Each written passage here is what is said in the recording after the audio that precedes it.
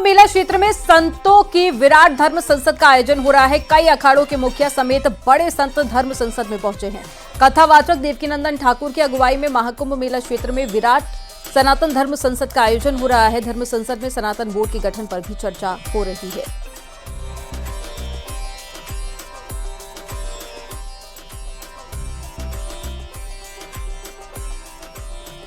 आपको उदाहरण देता हूं। आजादी के बाद वक्फ बोर्ड बनाया गया और कहा गया जो हिंदुस्तान छोड़ के जा रहे हैं मुस्लिम, उनकी सारी जगह वक्फ बोर्ड की है। लेकिन जो पाकिस्तान छोड़ के आए हिंदू, उनकी जगह कहां है? उनका क्या है? उनकी जगह कहां गई? पाकिस्तान में सनातन बोर्ड क्यों नहीं है? हिंदू बोर्ड क्यों नहीं है? बांग्लादेश में हिंदू बोर्ड क्यों नहीं है? और जब पाकिस्तान में हिंदू बोर्ड नहीं है, जब बांग्लादेश में हिंदू बोर्ड नहीं है, तो आई वांट टू नो, मैं ये जानना चाहता हूं फिर हिंदुस्तान में वक्फ बोर्ड क्या कर रहा है। आप लोग देखिए वक्फ बोर्ड ने कहा कि ये जहां कुंभ हो रहा है ये पूरी जगह हमारी है। ये वक्फ बोर्ड की है, प्रयागराज वक्फ बोर्ड का है, गंगा वक्फ बोर्ड की है, जमुना वक्फ बोर्ड की है। तो हमको तो डर है कहीं एक दिन ऐसा ना कह दें कि जिन्ना सर जिस दिन पाकिस्तान गए थे उस दिन कह के गए थे कि पूरा भारत ही हमारा है और हम पूरा भारत वक्फ बोर्ड को देके जा रहे हैं। तो जब पूरे भारत को कह देंगे कि ये हमारा वक्फ बोर्ड का है, तो बताओ कहां जाओगे तुम लोग? आज अपने घरों में बैठे हुए हिंदू जवाब दें। जिस दिन वक्फ बोर्ड कह देगा कि पूरा भारत हमारा है, उस दिन हमारा क्या होगा? कहां जाएंगे? कौन सा ऐसा देश है जो हमें अपने यहां पर शरण दे दे? पूरे विश्व में एक ही भारत है जहां हिंदू जा सकते हैं, और उस भारत को भी धीरे धीरे कब जाने का षड्यंत्र वक्फ बोर्ड के माध्यम से हो रहा है। और ज्यादा जानकारी के साथ में महाकुंभ से आलोक शुक्ला हमारे साथ में जुड़ गए हैं। आलोक, सनातन बोर्ड के गठन पर एक बार फिर से चर्चा तेज हो गई है। इससे पहले हम लोग देवकीनंदन ठाकुर को सुन रहे थे जो कि सनातन बोर्ड के गठन की मांग कर रहे थे। कई सारे मुद्दे हैं जिस पर चर्चा आज साधु संत कर रहे हैं। बताइए क्या अपडेट है? अमनदीप, वक्फ बोर्ड की मांग के साथ जैसे वक्फ बोर्ड बना हुआ है, वैसे ही सनातन बोर्ड की मांग देवकीनंदन ठाकुर लगातार करते आ रहे हैं। चाहे वो दिल्ली की धर्म संसद हो या फिर आज की धर्म संसद, साफ तौर पर कथावाचक देवकीनंदन ठाकुर का कहना है कि वक्फ बोर्ड अगर कहेगा कि क्या पूरा भारत ये वक्फ बोर्ड का है तो क्या उनका हो जाएगा। जैसे उन्होंने एग्जाम्पल भी दिया कि वक्फ बोर्ड ने कहा कि यहाँ ये जो पूरा कुंभ आयोजन हो रहा है, ये पूरी जमीन गंगा यमुना सब कुछ वक्फ बोर्ड का है, तो क्या ये उनका हो गया?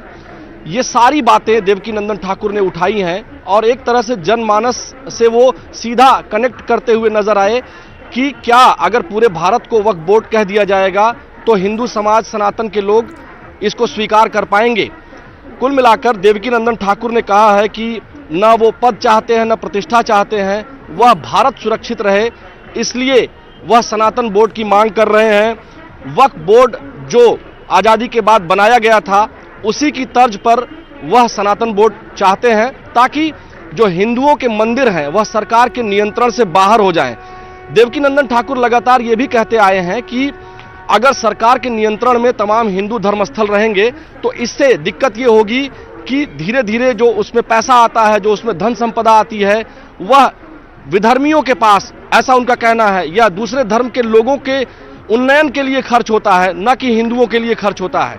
इसलिए वह चाहते हैं कि सनातन बोर्ड हो जिससे जो मठ, मंदिर और तमाम हिंदुओं के जो पूजा स्थल है वहां से जो कुछ भी दान पुण्य इत्यादि से धन अर्जित हो वह हिंदुओं के विकास के लिए हो। इसीलिए वह सनातन बोर्ड की मांग कर रहे हैं। अमनदीप, ठीक है आलोक, बिल्कुल लगातार मांग भी उठ रही है। अब कुछ साधु संतों के रिएक्शन भी सामने आ रहे हैं, वो अपने दर्शकों को दिखाते हैं। हुंकार को पैदा करो, फिर से सजने लगी कुरुक्षेत्री समय की भूमिका। पार्थ तुम गांडीव में टंकार फिर पैदा करो। उड़ाइए दोनों हाथ, मुट्ठियां बांध के। अब थोड़ा डबल तो होना चाहिए जय जय घोष, है ना। नहीं तो फिर महाराज जी बोलेंगे कि जोर से बोलना पड़ेगा। अच्छा, आप लोग भी पार्शियलिटी करते हैं, महाराज जी बोलते तो बहुत जोर से बोलते हैं, हम लोग अपना गला फाड़ फाड़ के चिल्ला रहे, आप बोलते नहीं।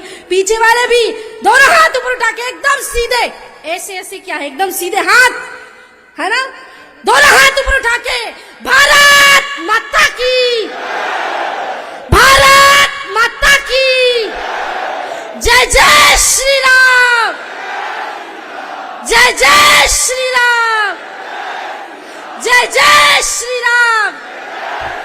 संतों को पुनः प्रणाम। जय श्री राम, जय मां भारती। बहुत धन्यवाद। तो वहीं कांग्रेस अध्यक्ष मल्लिकार्जुन खड़गे ने कुंभ स्नान पर सवाल उठाए हैं। उन्होंने कहा है कि बीजेपी नेताओं में गंगा डुबकी लगाने की होड़ लगी हुई है।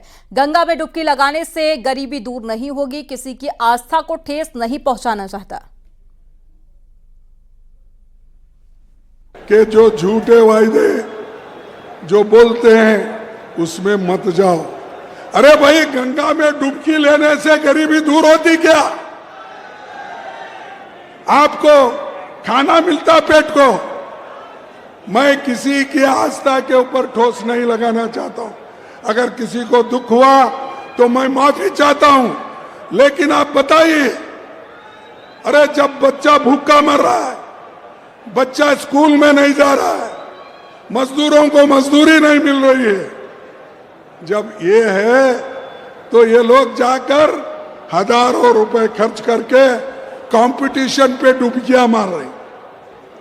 कंपटीशन में एक डुबकी मारता दूसरा, और जब तक वो टीवी में अच्छा नहीं आता तब तक डुबकी मारते रहते हैं।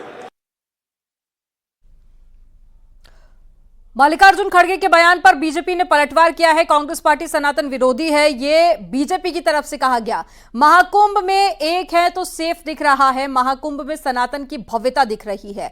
महाकुंभ में एक है तो सेफ दिख रहे हैं, इसलिए खड़गे राहुल सोनिया गांधी को दिक्कत हो रही है। तो भारतीय जनता पार्टी ने खड़गे के बयान पर पलटवार किया है।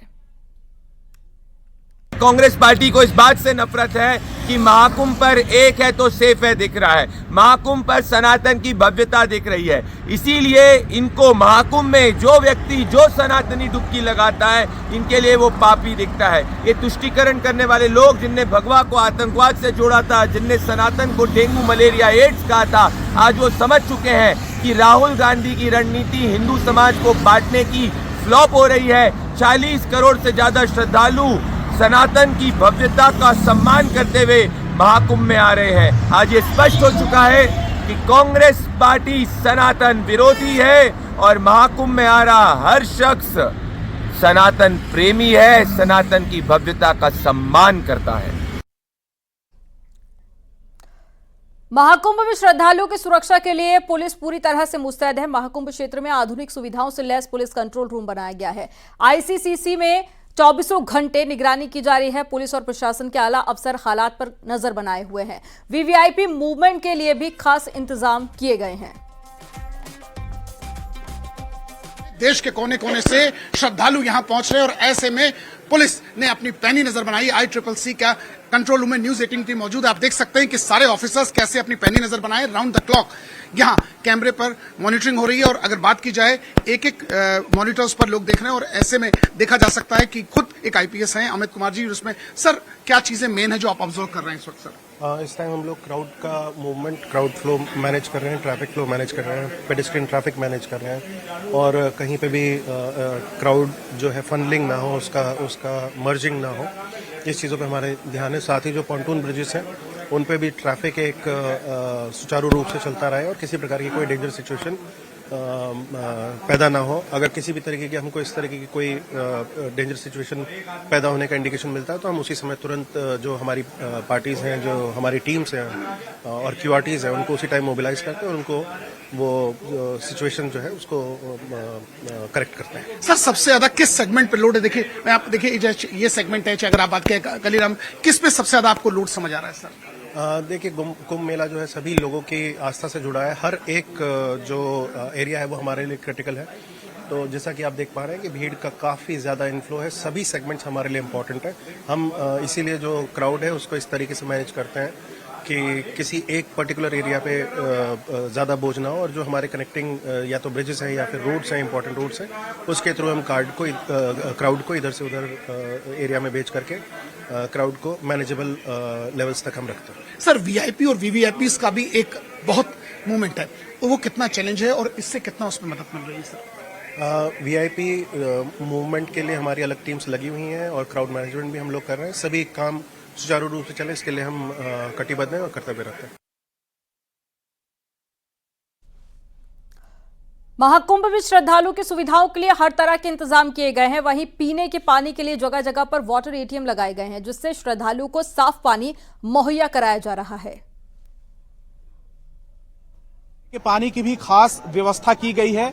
जल निगम की तरफ से ये वाटर एटीएम जगह जगह पर स्थापित किए गए हैं। खास तरीके से अलग अलग सेक्टर्स में या मंदिरों के पास में आप इस तरीके से जल निगम के वाटर एटीएम देखे जा सकते हैं। आरओ का पानी होता है, शुद्ध पानी होता है और लगभग 15,000 लीटर हर रोज उपलब्ध कराया जा रहा है। जो श्रद्धालु यहाँ पर आ रहे हैं, खुद होटल में या ढाबे पे या फिर लंगर खा रहे हैं, तो उसके बाद आप देखें कि यहाँ पर लोग इकट्ठा हुए हैं पानी लेने के लिए।